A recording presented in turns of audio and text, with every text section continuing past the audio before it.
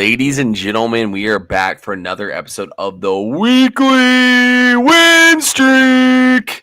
It's your boy TP3 Bets, and I'm joined by none other than the man himself. What up, bro, on this fine Tuesday where we got a max play. It's $2 Tuesday, as a matter of fact, or you could get my entire card today for just $2. With that being said, though, bro, how are we doing today, man? Glad to have you back on here, and pretty sure you said it yesterday. Every single time we go to head, we go 1-1, and you took the Knicks in 1, and I took the Wolves in 1. So there we go. Yep, we're doing great, and 1-1, and that's good for the show. It's good for the show, good for morale. Nobody's down, nobody's up. We're both just okay. But I tell you what, sweep you right off the court today. I'm just kidding. Wow, this guy. Funny thing is, we're not on any different place or any opposite place. This dog is gonna get absolutely drop kicked, RKO'd, like freaking whatever his name is.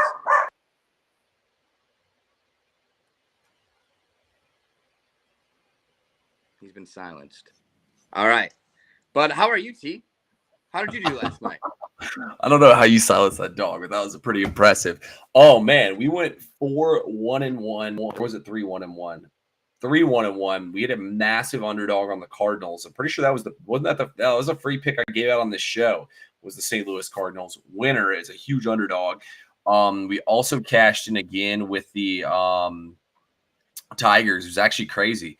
Before I could really even check the score, it was 6-0 Tigers. I was too busy trying to see what was going on in the fucking draft lottery, and the next thing I know, it was 6-0. And it saved me my rage video of me. It actually was the best case scenario for the Hawks. Literally, the Spurs got the worst pick possible, and the Hawks got literally the best pick they could have possibly gotten out of the Kings. So it worked out well for us for once.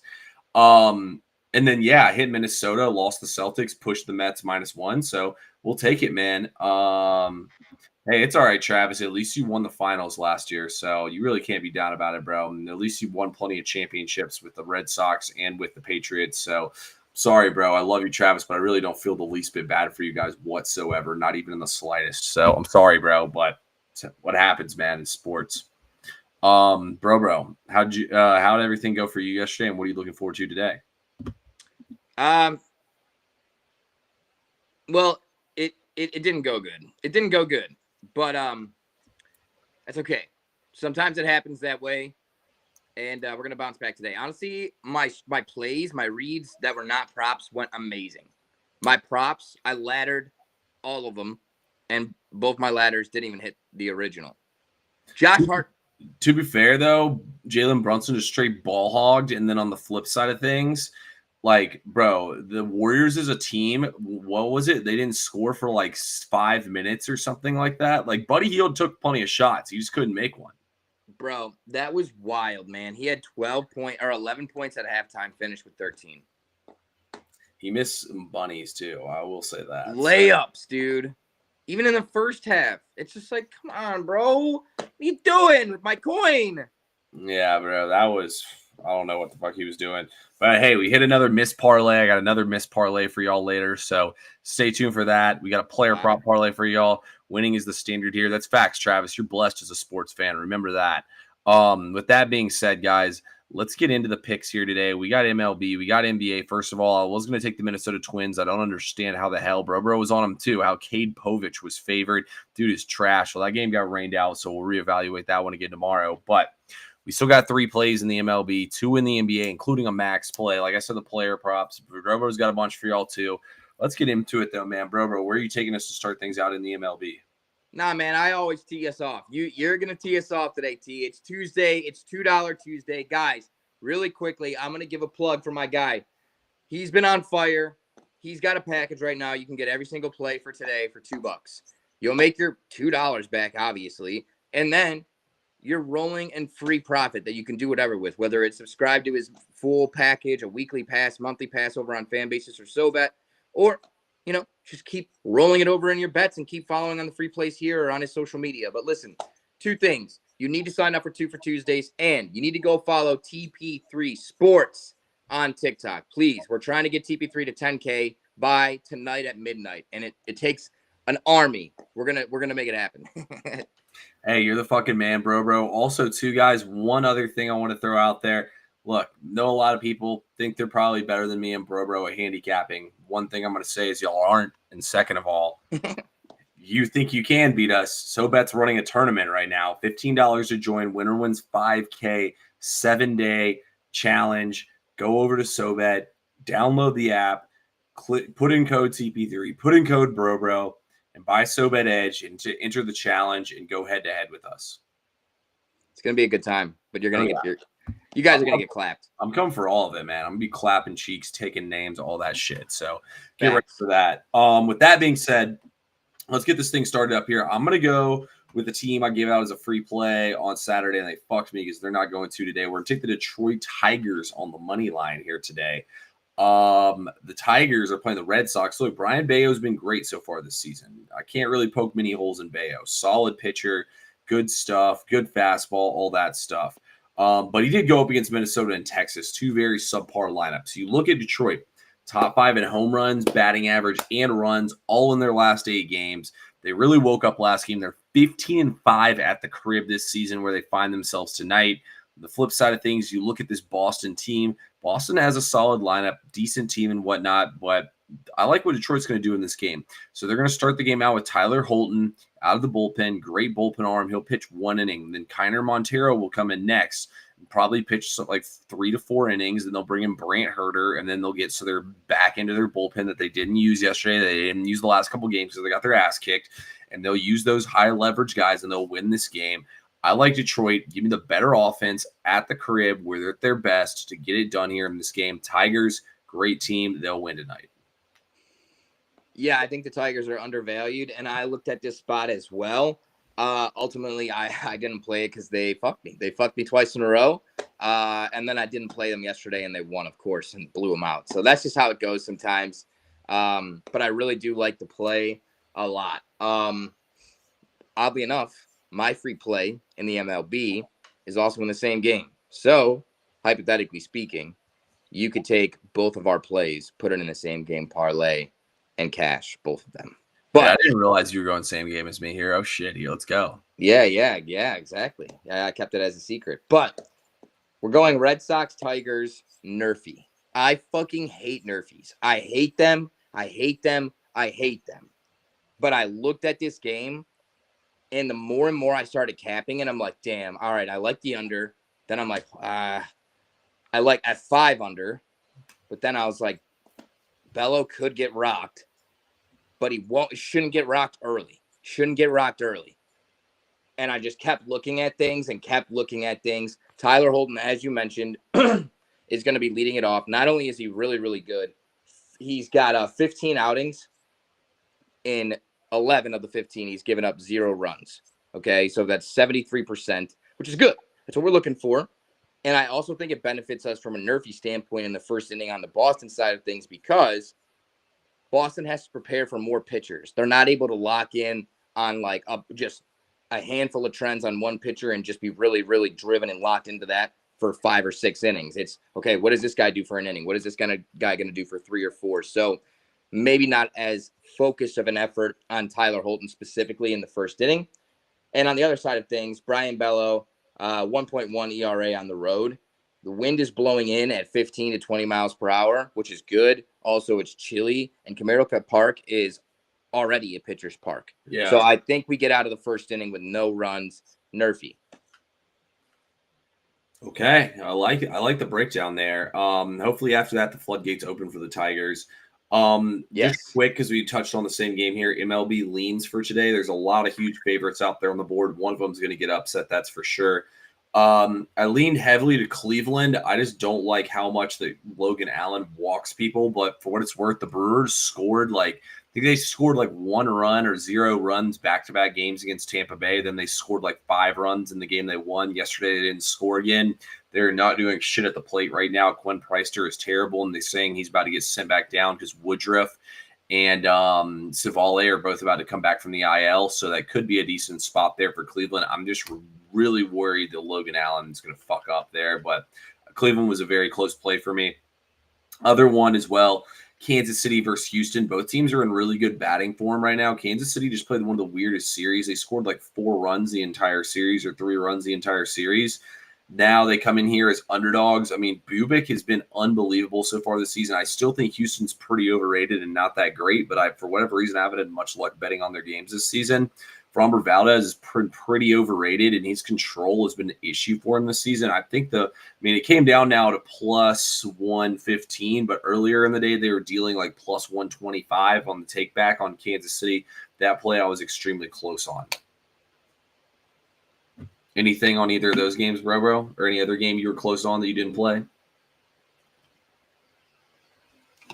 Dogs must be barking over there. They like Kansas City. Yeah, we got the fucking dogs barking over here. They must, yeah, exactly. They're on Kansas City. No, two leans that I guess I could give you one. Well, I was also on the Twins. They got rained out. I also really like the Guardians today. For what it's worth, Milwaukee's 8-15 on the road, and 4 of those are against the Rockies and the White Sox. So they've really only won 4 games on the road this year. Bro, little random secret sauce in baseball. I don't know what the record is, but ever since I started betting on baseball and started looking at numbers and whatnot, for whatever reason, Milwaukee's always been a better team at home, no matter how good or bad they've been. Typically, they're a pretty consistent team because they're run so analytically. But Milwaukee at home during the days is all during the daytime. I guarantee if you bet on them at home during the day, every single game, you'll win money by the end. You'll win money like over your lifetime. For whatever reason, during the day, they always win at home. Brewers day games, cash money records. So I like the Guardians, and I also kind of like the Reds.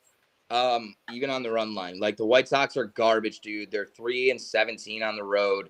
You have Andrew Abbott, who's dealing 1.0 ERA. Cincinnati is 4-1 in his 5 starts, and the loss that they have, he went 5 scoreless. It wasn't his fault. They got cooked by the bullpen. So, and Jonathan Cannon on the other side is trash. 1-4, 5.65 ERA. It's a matter of the White Sox being ass, and the Reds are actually pretty good. Their bats are hot as of late. Top 10 in batting, splits for May. So like to see that from them, and I think we get a nice margin of victory there for the Reds. Ultimately, we didn't pull, but yeah, the Reds should wear the White Sox out. I mean, the Reds definitely should. All right, let's go to the NBA now, guys. We know why y'all are here. It's playoff basketball, baby. We got the playoffs popping off today. Once again, we got Bros Cavs laying now 8.5 points here on the road. The total is sitting at 230 right now. Bro, what are you doing in this game? Tell you what I'm not doing. I'm not betting on the fucking I cannot. I hope it doesn't happen for your sake, bro. But this Cavs team has pushed me to the point of insanity. I'm like, I just don't trust them. I don't trust anybody on this team except for 2 people. I trust Donovan Mitchell, and I trust Max Strus. You used to trust Evan Mobley. Bum. Certified bum. He did nothing in the Miami series. Changed that quick. Bro used to bet Evan Mobley PRA every game. Can't anymore, dude. He's just soft. Regular season comes around and these guys don't play any defense and give up uncontested layups. Yes. But this dude's a fucking frail little Bambi deer. He looks like a fucking baby deer running around the court. His feet are way too big for his body. He's stumbling all over the place. Can't make a damn layup. Can't catch the fucking ball. Can't dribble. It's just like, it's bad. Anyways, what I do like in this game, this is an exclusive. I'll give 2 props because one is kind of just dirty. It's a low blow. The legitimate play is Max Strus over 11.5 points. He has led or been second in the team in field goals in 3 of 4 games. He's shooting a fuck ton of shots, a lot of threes. He's become a primary part of this offense, and it's not just shooting threes, though. He's getting to the basket. He's getting to the free throw line. And 3 of 4 games, he has at least 4 free throws attempted, so that's great. We like to see that. And he's rebounding the ball a lot, too. If you look, in every game this series, he has at least 6 rebounds. That's very fucking interesting. So it's a true fucking story. He's crashing the boards. I like Max Strus over 11.5 points. His over points and rebounds was a look for me, but it was 21. So they're on to something. They know that Strus is about to go off. But I don't see him getting more than 10 rebounds. So what does that mean? He's got to get more than fucking 11 points. That's what I'm trying to say, T. That's what I'm trying to say. And then I swear on everything I did bet this, but it's truly just on principle, and it's my get back. And my write-up is literally Tyrese Halliburton's a bitch. Tyrese Halliburton under 16.5 points. That's the write-up. That's the breakdown. You juggle your balls on center court in Cleveland. You're a fucking bitch. I'll pay to fade you. Suck it. T, what say you, and what play do you have in this game? I like where your head's at on both those, bro. I think they're really, I mean, Halliburton's wrist doesn't look healthy. He doesn't look that good in these games. Miles Turner and Spicy P are the ones carrying the team right now. Yeah, I felt like Indiana, kind of circled the wagon on y'all pretty heavily and made y'all look really bad in that last game. For that reason, I'm coming in here on Cleveland minus 7.5. It's at 8.5 now. I'd still lay it with them. I think this game's going to be a blowout. I mean, the line could not be more on Cleveland right now. I look, the tickets right now, Indiana money line and spread are getting about 60%, 63 to 60% of the tickets. Just for a money line underdog that heavily, that's a lot of tickets, man. I don't think Cleveland's just going to lay down and give up. I think they took an ass whooping. I think they got embarrassed. And I think that they probably came together and said, we had a great season. Our season's probably done, but let's circle the wagons one more time and at least make these motherfuckers work for it because they clearly don't like each other. You know what I mean? Yeah. You don't like a team like that you hate. You don't want to see them win. You know what I mean? Like they don't want to shake their hands with them, kind of like how Milwaukee was with them. Like nobody likes this Pacers team, man. They piss people off. They're obnoxious. And I think Cleveland's going to circle the wagons here and take it to them. I think they're going to be like, we ran them out the gym once. Let's be physical with these dudes and make them play defense. And I think that's what they're going to do in this game. And I think Cleveland's going to fly around. They're going to come with some intensity here. I still think the fans will show up and support them here. And I think, this line could not be more on Cleveland in this game. This is a take my money spot. I bet Indiana every single game of this series, and I'm flip-flopping here. Like, I think this is a must-bet Cleveland spot. The fact the line is this heavy, I think the line should be like 5.5. And the fact it's this heavy just goes ahead and tells me that we got to bet Cleveland here. Like, I think this is a Cleveland Cavaliers blow them out spot. I really do. Wow. Bro, based off of what have we watched in this series, do you think the line should be 8.5? 7.5, 8.5? No, it doesn't make any sense, but I can't fucking bet it. There's no way. Vegas doesn't hand out free money, brother. That's the number one thing. Anybody watching this who's new to gambling, remember this. Vegas doesn't hand out free money. Nobody on planet Earth wants to take the Cavs. And I have people commenting on my TikTok videos saying, bro, you really think the Cavs are going to do it? They looked terrible last game. Coming into the series, everybody was commenting on my TikTok saying, bro, you really think the Pacers have a chance the Cavs are the best team in the NBA? We've gone from them as the best team in the NBA to everyone thinking the Pacers are this much better than them. We'll take the Cavs here. I like that. So you may have just baited me into something here, but considering that, what do you think about Donovan Mitchell? Does he play? How does he perform today?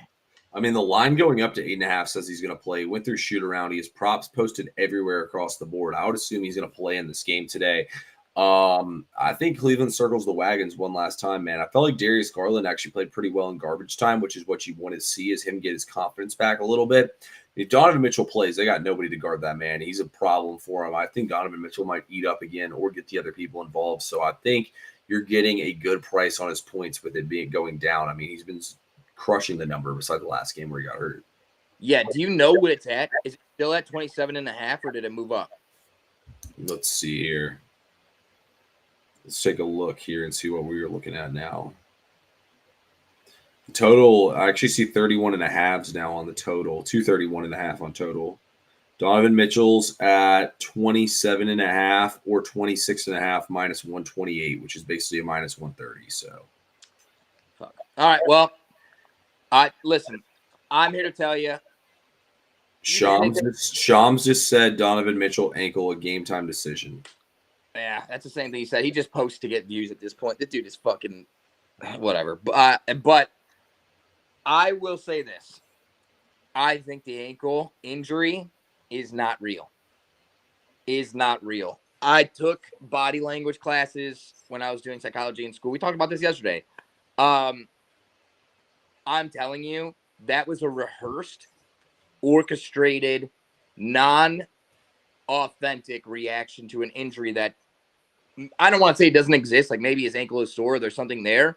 But, bro, he didn't tweak something in that He looked right at the main TV camera. The main TV camera right before he grabbed the ball. And then he looked down, 2 dribbles, and then like a slow, exaggerated gather into a jumper that never happened. And then he's putting all his weight on the foot that hurts. There was never a sudden reaction. There was never like dude, if I get a fucking cramp, I'm like, oh shit! This dude, if Wait, what are you like if you get a cramp?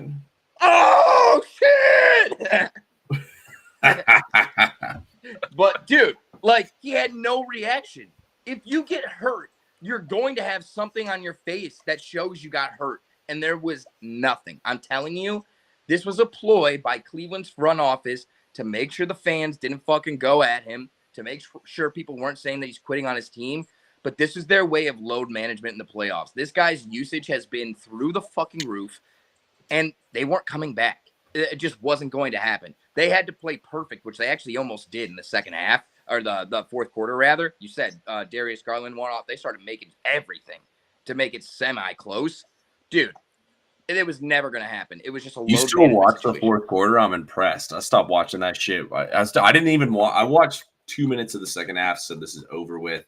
And I took a shower and watched a show. So you gave me way too much credit. No, I did not watch it. I looked back at the game cast because I saw it got closer. I'm like, what the fuck happened?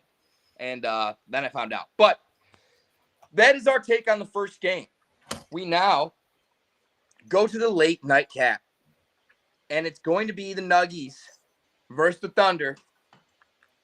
You guys know I love my Nugs here. In the reality and in the NBA, you know. But T, who or what do you have in this game? Yeah, I think Max play in this game. Honestly, though, I know what Bro's pick is here, but I would personally lean towards the Thunder here in this game. I really feel like the Thunder actually had like their growth together as a squad moment by going down to going to that fourth quarter and coming back and winning the game convincingly at the end. I felt like that was the growth as the squad moment you needed. I mean, the Thunder were pretty much up by double digits all of game one. They blew them out in game two. I mean, Jokic looks frustrated. Michael Porter Jr. is playing with one arm left at this point in time. It's Aaron Gordon and Jamal Murray. You're going to be depending on them going on the road here to carry your team. And Russell Westbrook. I don't think the Nuggets personally have the firepower here to hang around this game. Oklahoma City's a juggernaut. At home in these playoffs, they've scored 118 points or more in every single game, including 146 last time they were at the crib. Denver doesn't have a good defense. I don't see how they're going to contain them or stop them in this game. I think Oklahoma City's going to come out fast, come out sharp here in this game. I like them first half. I like them full game. I was close to firing on both those, but I'm going to stick with my total play in this game here. Oh, yeah, man. I personally lean Oklahoma City. Now, bro, tell us what you got here in this game. We're going to be rooting for you on the side. Yeah. You could definitely root. You could definitely root since you're not on it. But this is what I have to say. I watched that Nuggets OKC game, and I called it with all the people that were at the picnic that I was watching it with. I said, watch, there's no way in hell the NBA is going to let them go down 3-1. They're not going to let it happen, because this Denver Nuggets team is dangerous enough to eliminate them at any time. I think this OKC team is overrated as fuck. I think they have no experience, zero experience in the playoffs, because they legitimately have none. Coaching all the way down to players, this is as far as they've got this round. So, actually, that is a fib, because they have Hartenstein, and he was on the Knicks, and they did go one round further. But doesn't really count. He's not a veteran, and he's not really like a pivotal player on the team. What I'll say is, this feels to me like the ultimate catch the public napping day. Both these games seem too good to be true. It seems too good to be true that the Pacers could be getting 7.5, 8.5 points. That's what I thought. I literally am a Cleveland guy. I almost took the Pacers. I said 7.5 or 8.5 points. You got to be fucking kidding me. Then I was like, you know what? That is the wrong thing to do.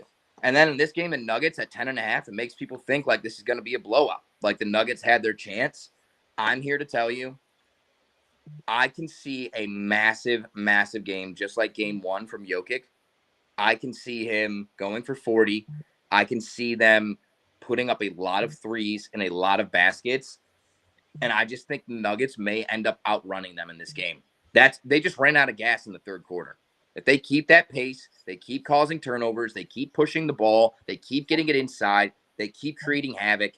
This is the Nuggets. This is the Nuggets. It has to be the Nuggets for me.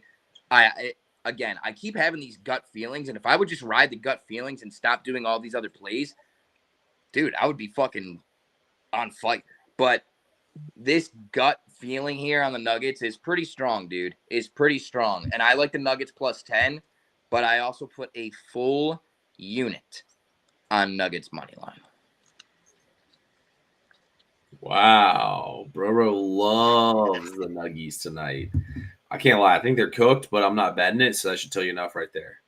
Yeah, no, that's fair. That's fair. I just love their experience. I love Jokic. I love Westbrook. He's a player coach. He's really, really like wiry and long and lengthy.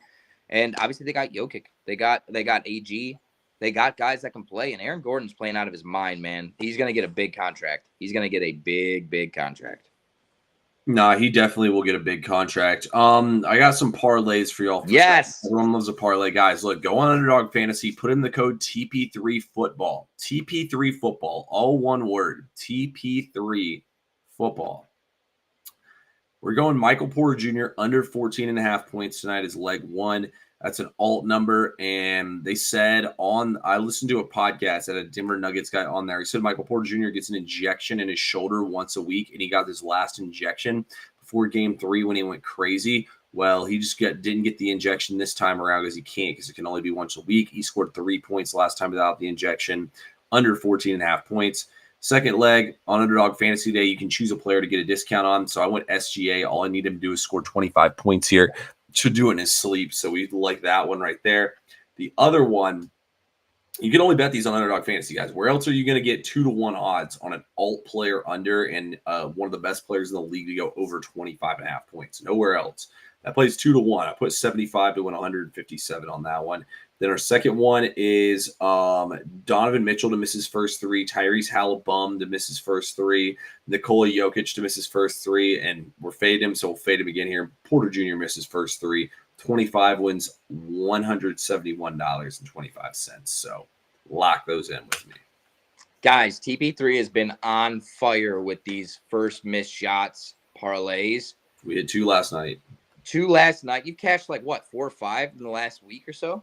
Oh yeah, those things are the infinite money glitch, man. Guys, that's the reason you need to be following them. And if you don't have Underdog Fantasy, just DM TP3 on any social media and see if they have it in your state. He can get you hooked up. He's got a code. He got bonuses. They got all sorts of cool shit they hook you up with. You deposit $10, you get a lot of good things coming your way. So listen, make sure you're hooking up with TP3 and getting on Underdog to place those parlays, because you just heard he put $25 on a little fucking parlay ski and made $170. That's a fucking grocery shopping trip. That's like a bottle of fucking Don Julio. That's what we're talking about. The good kind. The fucking big old 1942. Dude, I'd love a big old bottle of 1942 right now. Yeah, I miss drinking. It's a time in the past. It's a thing in the past here, but it's okay. Life moves on. Life goes on. Every once in a while, we'll have a little sip. We're gonna cash. We're gonna cash big time, guys. You know where to get my plays. We're not going to talk about it today because I have a special tomorrow. So who cares where to get my plays? Because if you have $2, you know what you can't get? You can't get a McChicken because it's more than $2. You can't get even one single chicken select from McDonald's. It's $2.39 for one single one. Did you know? But right now, somebody has something for $2 that is amazing. T, what are we talking about here? Yeah, guys, if you click the link in my bio, you click on Fan Basis, you click on $2 Tuesday package, you get my max play, 3 plays in the MLB and 2 in the NBA. One of those is the max play, all for $2. I mean, if $2 to get a max play that's going to hit isn't worth your time, you probably shouldn't be doing this. Yeah. If you don't have $2 to win free money and you're watching this show, you are just loyal to us and you love us. And I can't say I hate that, but at the same time, what in the ever-loving fuck? Who were the 4 to miss a three-pointer? Hold up. Let me pull this up here. It was Tyrese Halliburton, Donovan Mitchell, Jokic, and Michael Porter Jr. And every single time we catch the Jokic one, it's him chucking a full court heave at the end of the quarter. Yeah. He likes to chuck them. He likes to see if he can make them.